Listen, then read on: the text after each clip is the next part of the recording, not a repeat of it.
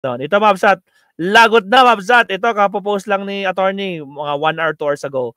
Paktay nito si Cheese kay Loren Legarda. Di raw pwedeng pag-usapan ang 2026 budget nang di naiimbestigahan ang insertion ng 2025. Actually, napanood na natin kanina to doon sa Billionaire Channel. Kanina lang kay Corina Sanchez. Pero ito, pakinggan natin. Ano kayo sasabihin dito ni Attorney Enzo Recto? Sige, punta natin si Attorney. Yan, punta natin. Again, sa mga bagong pasok, huwag kalimutan mag-like and subscribe. Punto diretso na tayo. Attorney, pasok! Alright, here we go. Attorney. Maestro, punto, diretso. No. Okay, mga kabunyog, mga kababayan, ito po, welcome sa isa na namang episode ng Punto Diretso. Napanood ko yung video na ito ng Billionaire News Channel. Okay, Patayin nito si Cheese Escudero kay Loren Legarda. Sa session kahapon ng opening session kahapon ng Senado, syempre na-elect na Senate President si Cheese, gaya ng inaasahan. At itong si Loren Legarda, kasama sa Senate Minority. Kasama nila Senadora Risa at saka ni Tito Soto, yung Senate Minority Floor Leader.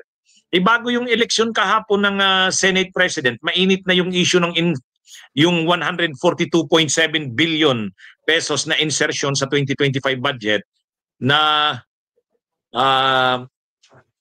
ginawa ni Cheese Escudero, no? So matapos ang bubukas ng session kahapon, in-interview si Loren Legarda. Anong masasabi niya sa issue ng insertions na ginawa ni Cheese Escudero sa 2025 budget? Ang linaw ng sagot ni Loren Legarda. Sabi niya, hindi pwedeng pag-usapan ang 2026 budget nang di muna naiimbestigahan at naipapaliwanag yung mga issues na yan tulad ng insertions sa 2025. Tama. O, panoorin yung mga kabunyog, mga kababayan. Of 2026, we have to exercise or strict oversight on the GAA 2025. Meaning, suriin natin saan nagkamali, saan ang pagkukulang, saan ang mali sa taon itong na budget. Diba? At kung ang dami-dami naman mga flood mitigation or flood control, bakit ganyan pa rin?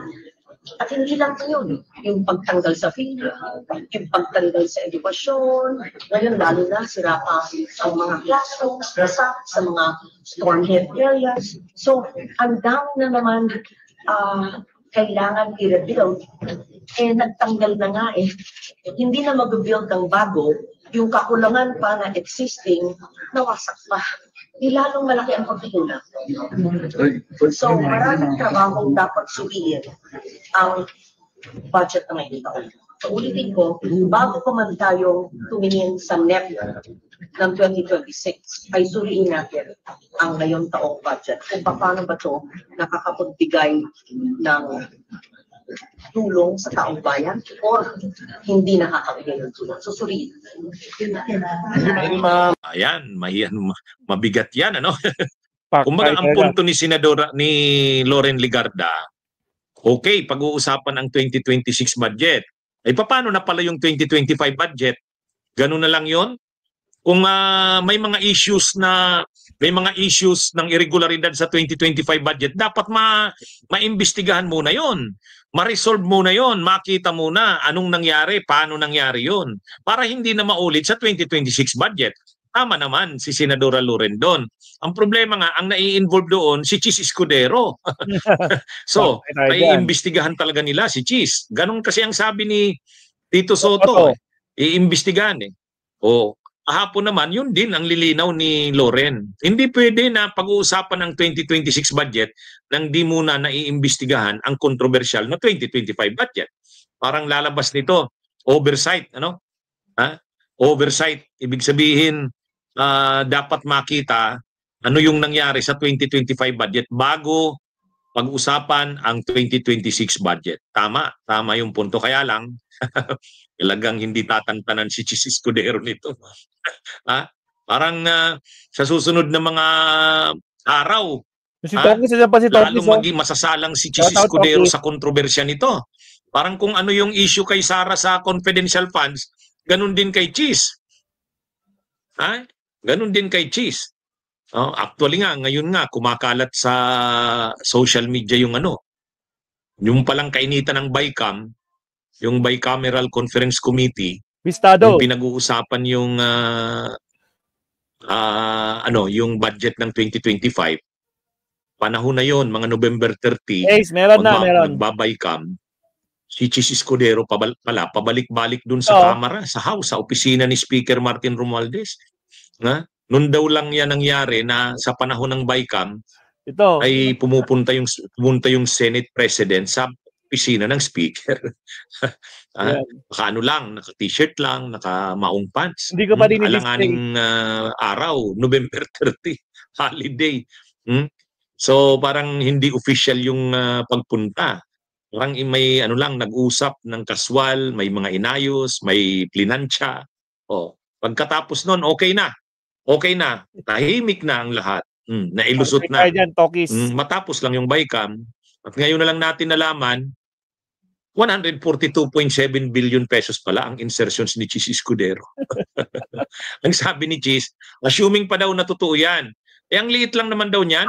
2% lang daw yan ng 6.3 trillion budget ng 2020. Wow, ang liit pala talaga sa kanila yung ganyan, Ang 142.7 billion pala, ang liit. So nakita niyo mga kabunyo. Alam ko. Pero kay Loren Legarda, sabi niya, hindi to dapat palampasin. Pag-usapan yung mga nangyari na yan. Kaya maghanda dito si Chis Escudero, patay siya dito. Hindi raw palalampasin At ngayon yan? Magiging malaking issue yan. Baka nga si Chis Escudero hindi tumagal na Senate President. Kasi pag lumaki ang issue na yan, tapos mahirapan maipaliwanag ni Chis, lumalim pa ng lumalim ang detalye niyan, maraming ulo ang gugulong niyan. Kabilang na yung ulo ng Senate President. At yun na nga, ang sabi nila Loren Legarda, hindi nila tatantanan. Hindi ay nandyan pa niya sa grupo na yan nandyan pa sa grupo na yan si Ping Lacson. Ayun, galit na galit yan si Ping Lacson sa mga pork barrel na yan. Nandyan pa si Risa Hontiveros, na talagang totoong oposisyon at talagang pagdating sa mga korupsyon, walang sasantuhin. Kaya mabigat itong grupo na to na mag-iimbestiga kay Chis Escudero. Patay si Chis. Baka hindi na umubra yung umubra kaya yung kanyang mga pakyut? Umubra kaya yung kanyang kilay? Ayan, abangan natin. Pero maganda to, maganda tong development na to. Abangan natin ang susunod na kabanata. Ito po ang ating Punto Diretso.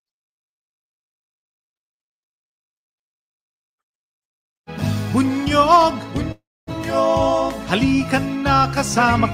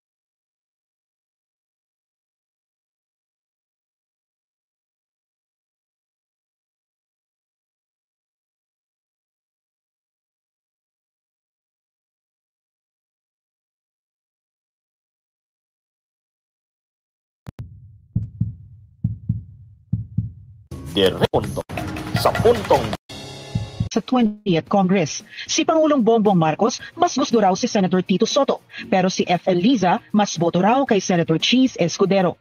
Ayon sa insider source ng Politico.com, medyo naging disillusion o dismayado raw si PBBM sa umugong na balitang dawit si Senator Cheese sa umunoy insertions sa 2025 national budget. Kaya noong una dahil sa basbas ni PBBM ay lamang si Tito Sen sa dami ng suporta para sa Senate leadership. Pero sa isang turning point, may humiling umano ng isang face-to-face meeting sa Pangulo, pero hindi raw pumayag si PBBM. Ang mga backroom negotiations na tulad nito ay nangyayari daw sa pamamagitan ng emissaries. Kinailangan pang mag-appoint ng bagong political liaison officer si PBBM na kapalit ng dating PLO na si Mark Mendoza na nagbitiw noong Mayo. Kung wala itong mga emisaryo, hindi nagiging posible ang paghihimasok ng Pangulo sa Senate Affairs. Pero tuluyan siyang dumistansya sa usapin. Kaya ang momentum ng sanay pagbabago ng Senate leadership ay naglaho. Nakakuha si Escudero ng 19 votes, 5 naman ang bumoto kay Soto. Bilang paggalang sa tradition of statesmanship, binoto ni SP Cheese at Tito Sen ang isa't isa. Para sa ilang analitiko, ang muntik-muntikang pagpapalit ng liderato sa Senado ay pahiwatig na hindi matatag ang pinanghahawakan ni Escudero sa kanyang pwesto. Baka sa susunod na mga pagkakataon, maaari raw hindi na swertihin si Escudero. Mga kabunyog, mga kababayan, punto diretso ulit tayo. Ito ano to, parang matindi na naman tong intriga na to. Pero intriga na may source tayo, hindi naman to chismis. Lumabas sa Politico.com at binalita sa Billionaire News Channel na parang Game of Thrones. Mayroon palang behind the scene. Mayroon palang nangyari sa likod ng mga galawan sa Senado, yung pag-aagawan, paglalabanan sa pagka-Senate President. Mayroon palang mga kwento sa likod noon. Ngayon lang lumalabas yun. Yung labanan ni Cheese Escudero sa Tito Soto sa pagka-Senate President, ano pala dyan? Involved pala dyan ang first couple. Ibig sabihin ang presidente si PBBM at ang first lady na si Lisa Araneta. Involved daw pala yan. Magkaiba ang gusto o ang stand ni PBBM sa gusto ni Lisa Araneta. Pero sa huli, ang nanaig yung gusto ni Lisa Araneta. Ayon yan sa Politico.com at sa Billionaire News Channel. Ano bang nangyari? Si PBBM daw gusto si Tito Soto. Kaya nga nung simula, di umano, maraming mga senador dahil alam nilang ang ng Malacanang ay si Soto. Kaya nung una, lumalakas na yung nag-gravitate yung mga senador papunta kay Soto. Papunta kay Soto. Kasi may nakarating na hindi nagustuhan ni PBBM yung 142.7 billion insertions, na bigla siya doon. Habang daw nasa Amerika, galit si PBBM doon. Kinumpirma yan ni Soto, sabi ni Soto nang karating daw yan sa presidente, hindi niya gusto ang nangyari. Kaya kaya noon parang lumalakas yung sentimento na si Soto na lang ang gawing Senate President. Kaya lang si Lisa Araneta di umano talagang cheese. Hawa natin kung ano bang bakit si Lisa Araneta cheese na cheese cheese na cheese. Maalala natin, 'di ba may isang okasyon noon sa Malacanang, yung hawak ni cheese na yun? Yung kupeta, kinuha ni Lisa Araneta, ininom yung alak. Naging laman nga yan ng mga sa social media, 'di ba? Parang close na close sila Kaya malapit na malapit si Cheese sa si Lisa Araneta na talagang hanggang sa dulo sinusuportahan ni Lisa Araneta si Cheese, kahit na si PBBM daw ang gusto na talaga si Tito Soto. Pero sa huli nga na-retain sa pagka-Senate President si Cheese dahil nakarating sa mga senador na suportado pa rin si Cheese ng Malacanang dahil kay Lisa Araneta. Dahil kay Lisa Araneta. Si Cheese naman malakas din ang niya, kumpiyansa siya, na confident siya na hindi siya mapapalitan dahil alam niya na siya pa rin ang suportado ng Malacanang dahil sa suporta ni Lisa Araneta. Nag-request daw ng audience, pribadong audience si Cheese kay PBBM, pero hindi daw pinagbigyan ni PBBM. Hindi daw pinagbigyan. Ayon sa ayon sa Politico.com. Ganun pala 'yon Pero kahit nanalo si Cheese na Senate President, sa ngayon lumalabas yung mga issues kay Cheese, hindi natitigil. Yung 142.7 billion tuloy pa rin, buhay na buhay. Kahit nagpa-interview na si Chis Escudero sa ABS-CBN, nagpa-interview na si Chis, pinaliwanag niya. Kaya lang yung paliwanag niya, hindi na kumbinsi ang publiko. Kasi ang paliwanag niya, paano na, assuming pa, natotoo yung 142.7 billion, ay ang liit daw lang yan. 2% lang daw yan sa 6.3 trillion na budget noong 2025. Bakit daw pinag-iinitan yung 142.7 billion? Mas malaki pa daw yung sa iba. Tinutukoy niya siguro yung insertions nila Martin Romualdez. Anyway, hindi yun. Hindi makakatayo na na rason. Lalo lang siyang nalalagay sa alanganin doon. Ito ang tindi. Iimbestigahan nila Tito Soto, nila Loren Ligarda ang 142.7 billion na insertions na yan ni Chis bago mag-deliberate sa 2026 budget. Yan, mahuhubaran pala halo niyan si Chis. So sa madaling sabi, kahit presidente na siya ng Senado, nanalo siya doon dahil sa support na di umano ni Lisa Araneta, pero lalabas pa rin ang mga issue against sa kanya. Ngayon, parang hindi tatagal si Chis. Pag lumabas yan, mahuhubaran siya dyan. Marami pa raw na ilalabas na mga mga issues diyan. Patay. Kahit siguro yung suporta ni Lisa Araneta, hindi na siya kayang niyan. At si PBBM, di umano, talagang ayaw kay Chis dahil doon. May mga nagsasabi nga na pinatatamaan si Chis doon sa speech ni PBBM na mahiya naman kayo. Yung tungkol sa corruption sa flood control projects, mahiya naman kayo, di ba? Yun yung ni PBBM, yung yan yung kumuha ng atensyon sa kanyang SONA kahapon. Anyway, so yan, mayroon palang ganong kwento sa likod ng labanan sa pagka-presidente ng Senado, Okay, so mga kabunyog, mga kababayan, yan po ang ating punto diretso. Bunyog, bunyog, halikan na kasama ka. Bunyog,